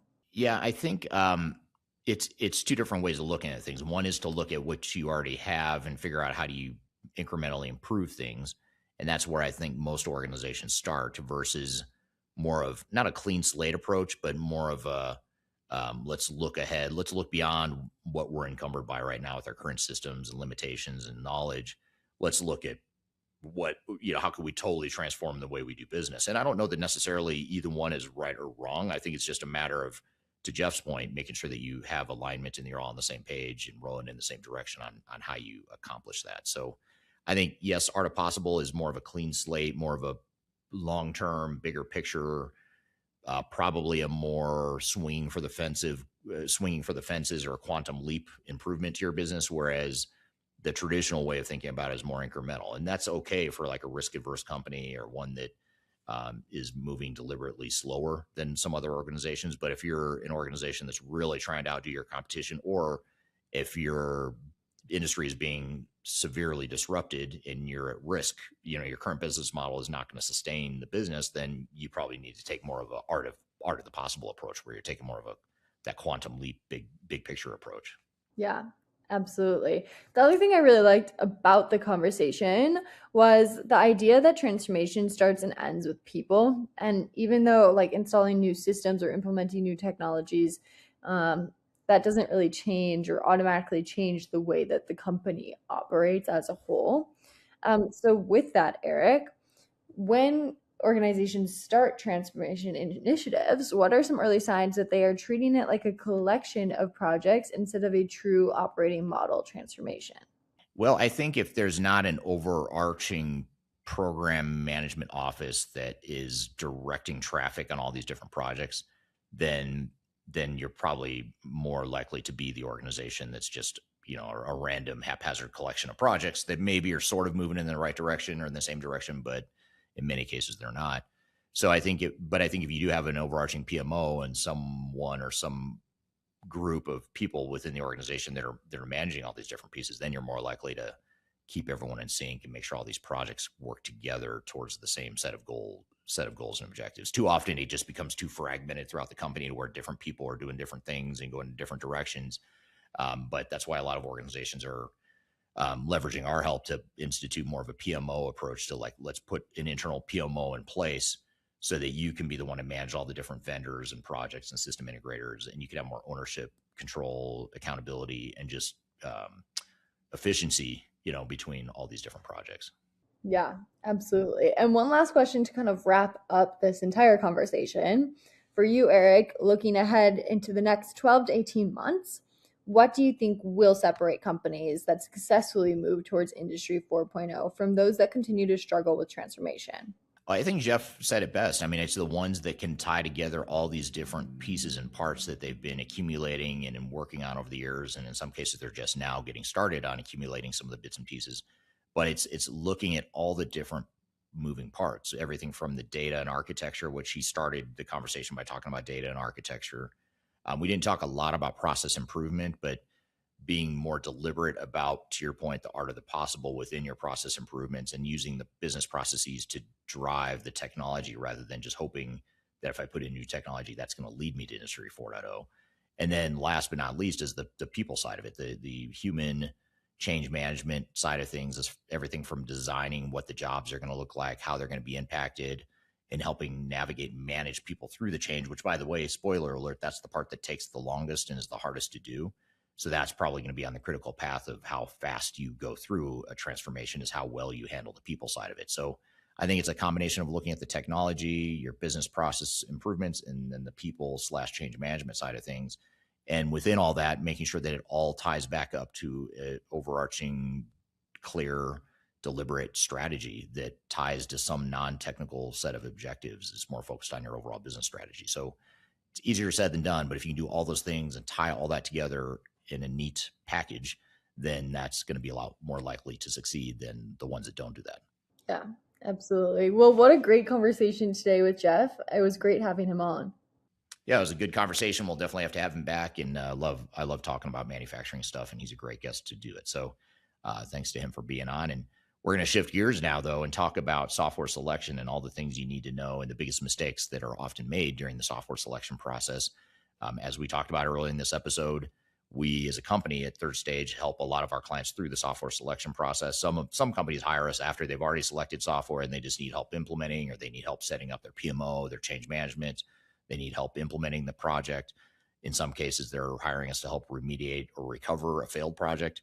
But a lot of clients start from the very beginning and say, okay, we don't know what we're going to do yet, so help us figure out what the right path forward is. And being independent and tech agnostic gives us a very unbiased, objective view of the market and an ability to help clients pick the software that best fits their needs, regardless of who the vendor is. So I want to share with you this YouTube clip where I talk about some of the things that are pitfalls that organizations commonly fall into and some of the lessons learned from those projects. So let's roll the clip and we'll come back and talk about it. First things first, why are you doing this?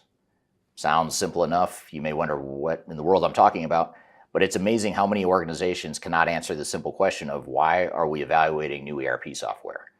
Now, I'll tell you the most common answer that we hear, which is also the worst answer you could possibly give. And I'm curious to hear in the comments below if this is your reason or if you've heard others say that this is their reason.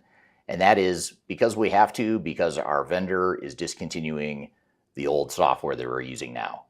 If that's your number one reason, it's a reason, but it's a terrible reason. You need to have better rationale for why you're going through an ERP evaluation. And more importantly, you need to have a better reason for why you're about to go through the huge price tag, the chaos, the heartache, the pain, and the disruption that inevitably comes with any ERP implementation. The good news is it's a fairly simple question to answer, and just because you don't have an answer right now necessarily doesn't mean you can't get one. And I would highly encourage you to answer the question before you get too far down the path, because why are we doing this is such an important guideline for determining which software is going to be the best fit for you. Now, it may be that you know you're going to stay on the same platform that you're already on. It may mean that you're just going to go through an upgrade, but you have to ask yourself, are you doing that just because the vendor told you that they're going to discontinue and sunset their old product? Or is it legitimately something you really need to do and you see the business value in it? And even if the real answer is because you know you're going to have your software be discontinued, you still want to define business objectives and priorities, what it is you want to get out of the software, what you want the transformation to deliver to the organization, other than just being on a software platform that still has support and maintenance available for it. So this is something that starts at the leadership level that executives need to help define and prioritize what the strategic drivers are for the organization, including the criteria for how you're going to select and implement a new ERP solution.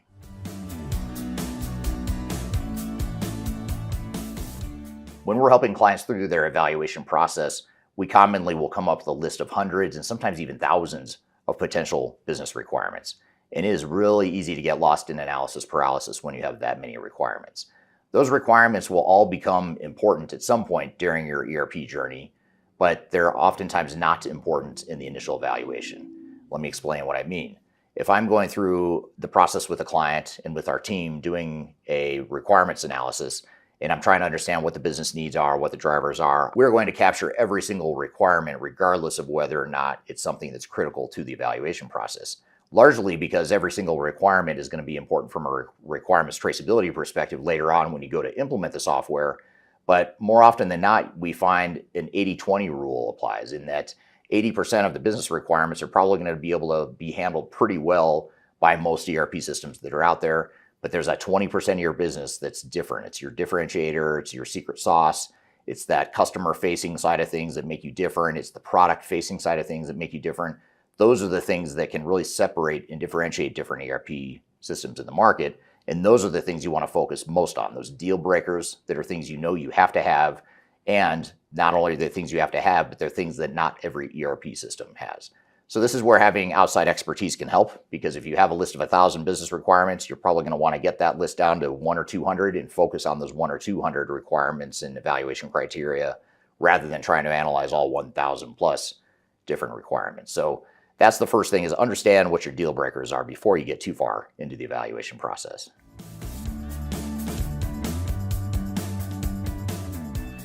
Another thing to understand, and a common pitfall that organizations don't seem to realize oftentimes when they go through a software evaluation process, is that cloud system deployments are going to be disruptive. And not only are they going to be disruptive, but they're going to be more disruptive than what you might have experienced with your old on-premise implementations in the past. Reason being is that cloud deployments impose more change on the organization because cloud software is what it is, and it's very difficult to change that software to be as flexible as you may have once had with your on-premise system, for better or for worse. So you have to recognize that when you're evaluating the time and cost and the risk associated with the cloud deployment, time, cost, and risk are going to be higher for your cloud deployments when you compare it to your old on-premise system in most cases. And cloud vendors might say, no, that's not true because we have our software in the cloud, we've got best practices, it's off the shelf, out of the box, it's going to work for you. The reality is it's going to be more of a disruption, and that's the part that slows down projects, creates risk, and increases the price tag. So when you're evaluating software, you not only want to look at the functionality of the software, but you also want to understand what are we really going to spend in terms of time, money, and risk on deploying this project so that we can make an educated and informed decision. Too often organizations make a decision with inaccurate information, and with the benefit of hindsight, they may have determined that that was the wrong decision, but they didn't have complete information during the evaluation phase. So this is an important aspect of making sure that you are going in with your eyes wide open into your evaluation process.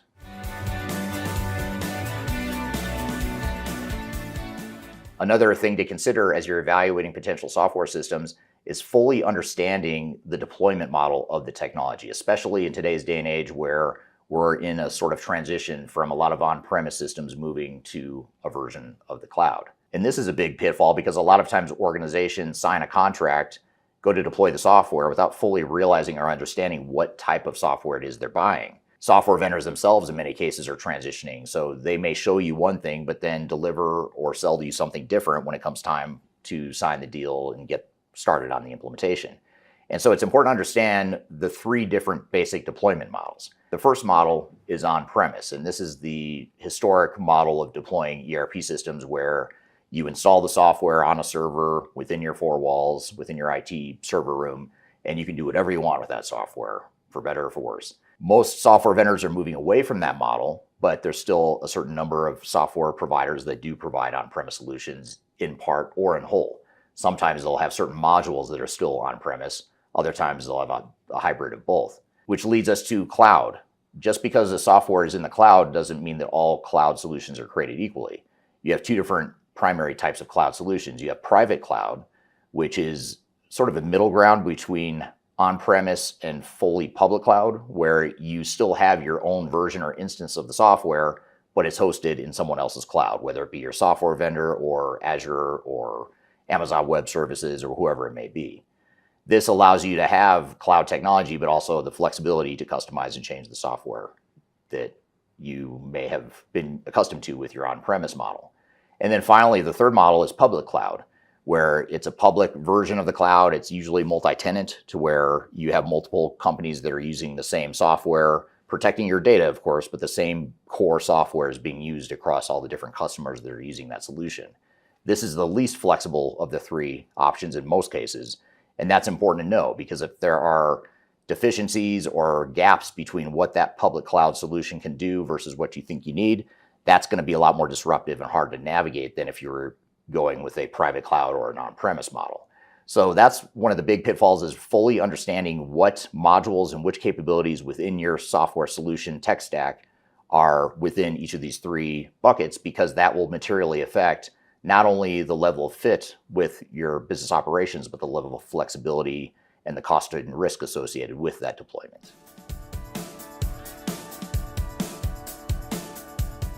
Contrary to popular belief, you do not have to choose just one ERP system. And this is a common pitfall that a lot of organizations fall into, largely because there's so much pressure from software vendors to double down on one solution, and largely because it sounds so good in theory, especially at the executive level within organizations. It sounds a lot better to buy one system that handles all my needs rather than buying 5 or 7 different systems that handle different things within the organization. And if I'm an IT staff member, I love the idea of one system, because now I don't have to maintain 5 or 7 different systems. I can just maintain that one. However, the reality is that that may not be the best fit for your organization. In fact, we're finding that in recent years, it's becoming increasingly common for organizations to intentionally want multiple systems, not because they want technical complexity, not because they want 2 different sources of truth, or they want to add cost and complexity to their environment, but because they know it gives them a certain amount of flexibility to allow them to navigate all the changes that their businesses are going through and to address the deficiencies and the weaknesses of the different systems that they're deploying. So the best of breed model, the composable ERP model, that trend is continuing here in the late 2020s. And that's something you should be aware of, is that you don't have to choose just one system. It may mean that you want to look at different categories of technologies and mix and match to find the right solution that fits best for you. Almost like a puzzle that's built just for you. You need to find those pieces and put it together in a way that fits you and completes the picture of what it is you're trying to accomplish as an organization. So that was our video from YouTube where I talk about some of the biggest pitfalls and things you need to know as it relates to the software selection process. What were some of your thoughts and questions and takeaways from that, Darian? Yeah, I think what stood out for me in the video is, first, you recommended cutting a list of 1,000 requirements down to about 100 to 200 focused evaluation criteria, which I definitely think companies probably can get sucked into having way too many requirements. So that's probably something that a lot of companies need to hear. And then my other thing that stood out for me in this video is the composable best of breed argument is positioned as a growing trend in the late 2020s. and it's not a niche preference, but an increasingly intentional strategic choice. So those are what stood out to me, but I definitely have some follow-up questions for you, Eric. One being, you say because our vendor is discontinuing our software is the worst reason to start an ERP evaluation. But practically, you tell a CFO who's starting at an end-of-life notice and a board that wants to move fast. How do you get them to slow down and define real business objectives? Yeah, great point, great question. I'd say the first thing you do is slow down to speed up. So I think, you speak their language. If they want to speed up, the fastest way to go fast is to slow down at the beginning. And so you kind of have to meet them where they are. They want to go fast. Okay, here's how you go fast. You don't just rush into it. It's like if you're running a marathon, you don't sprint as fast as you possibly can for the first mile, even though that will get you ahead and you'll be winning by the end of mile 1. You're probably going to be winning that race. But by mile 2, 3, 4, 5, certainly as you get through the marathon, you're going to be dead or not finishing the race at all. So that's the kind of analogy or the way of thinking you have to frame it with executives. So you want to move fast. Here's how you do it.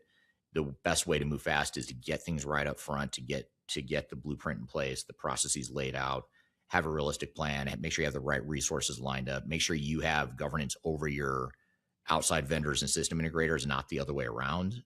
The time you take to do that is going to speed things up and it's going to save you time and money throughout the project. So that's probably the best ways. You are going to move faster. You just may not feel like you're going as fast as you want at the end of mile 1, to use the marathon analogy.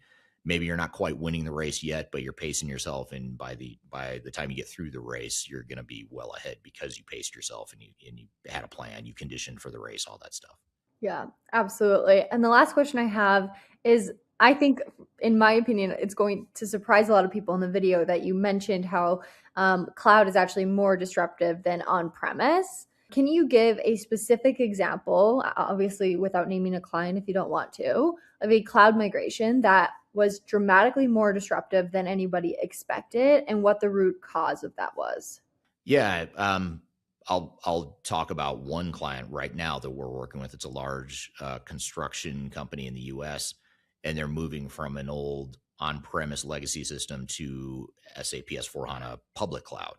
So massive change, to go from a highly customized on-premise to now a public cloud version of SAP. And the company has grown a lot since they first implemented this legacy system 30 years ago.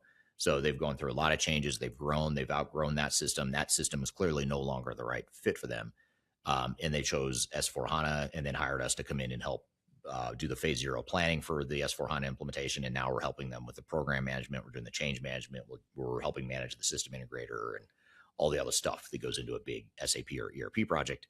And so in that case, there's so far, we're seeing two major threads of disruption. One is on the IT side, because now you're used to having this on-prem system that you customize. You have all the knowledge in your head, the tribal knowledge about how it was customized.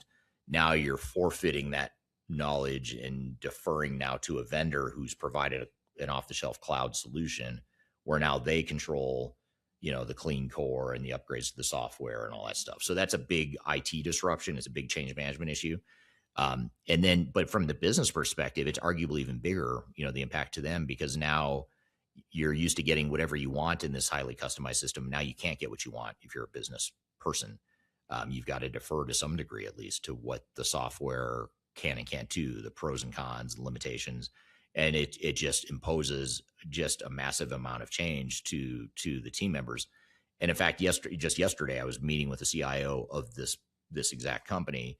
And I went into our AI tool where we're tracking all the meetings and everything that's happening in the project. And I just pulled up a list of all the major changes that were identified just in the last 30 days. And I wanted to show it to the CIO just to show that no one of these decisions is a major showstopper or a major impact. But when you add it up and you look at this entire list of close to 100 different major change impacts and changes to the business, that's what gets you. It's like death by 1,000 paper cuts, I was telling her. And that it's not going to be any one of these things that's going to derail the project or make things painful or disruptive to the organization. It's going to be the combination of all 100 of these things. And by the way, that list of 100 things or close to 100 things is going to grow. I mean, it's going to be in the hundreds by the time we get through this project, because we're only a few months into it and we've still got a year to go. So there's a lot more to do and a lot more disruption to expose, but already we're seeing that there's just a lot of it. So, and it's little stuff. I mean, like I said, if you look at the list, it's stuff like we need to change the way we do our job costing. We need to change the way we set up our GL. We've got to set up new company codes now for all, they have 35 different business units. So now we've got to set up different company codes, and that's going to affect the accounting and the reporting. So any one of these, you're like, okay, that's not a big deal. You know, it affects a few people here and there, but we'll figure it out. But then all of a sudden you look at a list of 100 of these things, and you're like, wow, that's a lot of change all at once that this organization is going to go through. So I couldn't point to one thing, but I would say that it's usually death by 1,000 paper cuts, and it usually affects both your business and your IT group. Yeah, that's super interesting for sure. Well, what a great conversation today. I loved everything that we chatted about. Yeah, some good stuff. And I hope the audience learned a lot from it. Thanks for being here today and asking your questions along the way. And we read the chat. So thank you for dropping your questions and comments in the chat as well. New episodes of the show every Wednesday. You can go to transformationgroundcontrol.com to see all the past episodes, but otherwise we stream it every week. Same time, same place to YouTube, Facebook, LinkedIn, and X. And be sure to check out the past episodes as well. So thanks for being here today, Darian. Thank you to Jeff for being our guest. Thanks to the audience. Thank you for watching and listening in. Hope to see you next week. Have a great week in the meantime. We'll see you on the next episode of Transformation Ground Control. Take care. Ground control is made, it's on.